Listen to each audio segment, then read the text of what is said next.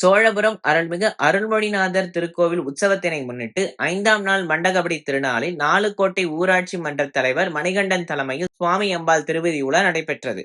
சிவகங்கை மாவட்டம் சோழபுரம் கிராமத்தில் அமைந்துள்ள பிரசித்தி பெற்ற அருள்மிகு ஸ்ரீ அறம்வளர்த்த நாயகி அம்பாள் சமேத ஸ்ரீ அருள்மொழிநாதர் திருக்கோவில் ஆனி மாத பிரம்மோற்சவ விழாவினை முன்னிட்டு ஆரூர் வட்டகை நாடு 22 கிராம நாட்டார்கள் சார்பாக 5ஆம் திருநாள் மண்டகப்படி விழாவில் உற்சவத்தினை முன்னிட்டு நாலுக்கோட்டை ஊராட்சி மன்ற தலைவர் மணிகண்டன் தலைமையில் சுவாமி அம்பாள் யானை வாகன பவனி நடைபெற்றது.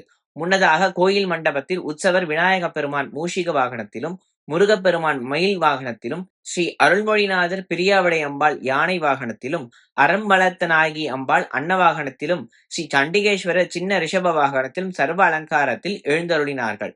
அதனைத் தொடர்ந்து தெய்வங்களுக்கு சிறப்பு பூஜைகள் நடைபெற்று கோபுர தீபம், கும்ப தீபம், மகா பஞ்சமுக கற்பூர ஆரத்தியும் காண்பிக்கப்பட்டு உதிரி புஷ்பங்கள் கொண்டு அர்ச்சனையும் செய்யப்பட்டது. நிறைவாக பஞ்சமுக கற்பூர ஆரத்தி காண்பிக்கப்பட்டது. இதனையடுத்து தெய்வங்களை வாகனங்களில் எழுந்தருளச் செய்து மங்கள வாத்தியங்களுடன் கிராமத்தை சுற்றி வலம் வர செய்தனர். யானை வாகனத்தில் பவனி வந்த சுவாமி அம்பாளுக்கு ஏராளமான பக்தர்கள் அர்ச்சனை செய்து வழிபாடு செய்தனர்.